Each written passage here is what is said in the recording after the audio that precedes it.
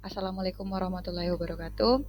Kami dari kelompok 3 akan melakukan presentasi mengenai teknologi kewirausahaan. Adapun anggota kelompok dari kelompok 3, yang pertama ada saya sendiri, Nur Suryaningsih, NIM 013, selanjutnya ada Mas Septian Bunaya, NIM 015, selanjutnya ada Mbak Silmi Puspita, NIM 016, dan ada Mbak Tirza Mili Milansari, NIM 17. Adapun topik diskusi pada kali ini yang pertama, solusi apabila sarana dan prasarana belum memadai, yang kedua, teknologi di pedesaan, dan yang ketiga, aspek yang mempengaruhi teknologi. Nah, nanti akan ada contoh-contoh kasusnya. Untuk yang pertama, materi mengenai solusi apabila sarana dan prasarana belum memadai. Contoh kasusnya adalah bagaimana mengajarkan penggunaan teknologi dalam berwirausaha jika sarana dan prasarana sekolah masih belum memadai. Adapun tanggapan dari kelompok kami yang pertama adalah hal yang dapat dilakukan apabila prasarana sekolah belum memadai dalam pembelajaran dengan penggunaan teknologi, maka hal yang dapat dilakukan adalah yang pertama memaksimalkan sumber daya, yang kedua kolaborasi dengan MOU, dan yang terakhir adalah literasi dasar. Baik, selanjutnya saya akan melanjutkan pemaparan presentasi dari Mbak Nur Suryaningsih. Yang pertama yaitu memaksimalkan sumber daya yang ada. Dalam hal ini, pembelajaran dapat dilakukan dengan memaksimalkan fasilitas maupun perangkat yang telah tersedia, meski jumlahnya yang terbatas.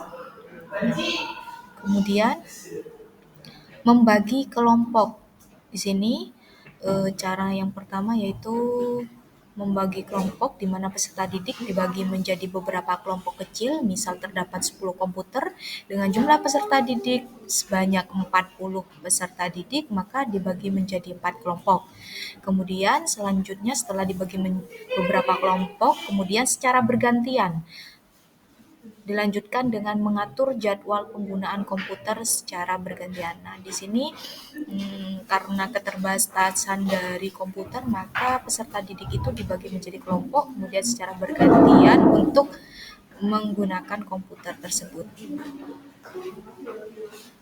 Kemudian selanjutnya yaitu kolaborasi dengan pihak MOU, di mana sekolah melakukan kerjasama MOU dengan perusahaan-perusahaan yang ada di luar sekolah. Jadi di sini melakukan kolaborasi dengan pihak industri atau lembaga pendidikan tinggi. Sekolah atau guru dapat meminta bantuan kepada mitra untuk memperoleh bantuan, dapat berupa penyediaan bantuan teknologi ataupun akses laboratorium komputer. Nah, di sini dari kolaborasi dengan pihak MOU diharapkan sekolah mendapatkan bantuan alat, yaitu berupa komputer maupun akses ruangan lab komputer untuk memenuhi kebutuhan belajar peserta didik. Selanjutnya saya Septian Bunaya akan menjelaskan teknologi di pedesaan pada topik 2. Pada topik 2, apakah penggunaan teknologi saat ini dalam berwirausaha hanya cocok untuk daerah perkotaan saja? Tanggapan kelompok kami yaitu penggunaan teknologi dalam berwirausaha tidak hanya cocok untuk daerah perkotaan, tapi hal ini karena teknologi memiliki manfaat yang besar dalam menunjang pertumbuhan ekonomi. Jadi tidak hanya sebatas di perkotaan. Nah, tentunya tanggapan dari kelompok kami memiliki dasar ataupun referensi. Yang pertama dari Maria dan Widayanti tahun 2020.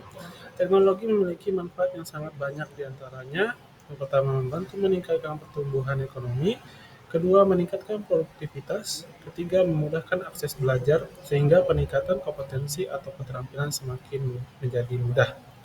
Yang kedua dari Agit dan kawan-kawan tahun 2023, penggunaan teknologi juga bermanfaat bagi UMKM pedesaan. Hal ini karena penggunaan teknologi mampu meningkatkan pendapatan secara signifikan, meningkatkan peluang lowongan kerja, meningkatkan potensi terjadinya inovasi, serta menjadikan UMKM lebih berdaya saing baik secara lokal maupun internasional. Yang ketiga dari Susanti tahun 2020, upaya yang dilakukan dalam meningkatkan potensi terhadap ekonomi lokal dapat dilakukan dengan mengenalkan penggunaan digital marketing dan pelatihan untuk menggunakan platform e-commerce untuk meningkatkan pemasaran produk. Ya, selanjutnya yaitu aspek yang mempengaruhi teknologi. Pada aspek ini, yaitu apakah latar belakang keluarga, kondisi ekonomi, dan sosial budaya berpengaruh di dalam kegiatan penggunaan teknologi dalam berwirausaha. Menurut kelompok kami, latar belakang keluarga, kondisi ekonomi, dan sosial budaya sangat berpengaruh di dalam kegiatan penggunaan teknologi dalam berwirausaha. Jawaban kami tersebut dilatar belakangi yang pertama yaitu aspek keluarga, yaitu individu dengan latar belakang keluarga yang terbuka terhadap teknologi biasanya membuka akses pendidikan teknologi untuk anak-anak dan mendorong anak mereka untuk dapat menguasai keterampilan teknologi sehingga memberikan keuntungan bagi anak tersebut dalam merintis usaha yang berbasis teknologi. Yang kedua yaitu aspek ekonomi di mana teknologi ini mempengaruhi individu dalam penggunaan teknologinya itu sendiri karena aksesnya yang lebih mudah sehingga membuat para pengusaha untuk dapat mengikuti pelatihan-pelatihan penggunaan teknologi. Dan terakhir yaitu latar belakang dari aspek sosial budaya di mana aspek sosial budaya menurut kami aspek sosial budaya juga memberikan pengaruh terhadap kegiatan penggunaan teknologi dalam berwirausaha. Hal ini karena di setiap tempat memiliki norma maupun nilai yang dijunjung tinggi dapat mempengaruhi bagaimana penerimaan teknologi yang digunakan ketika dalam berwirausaha.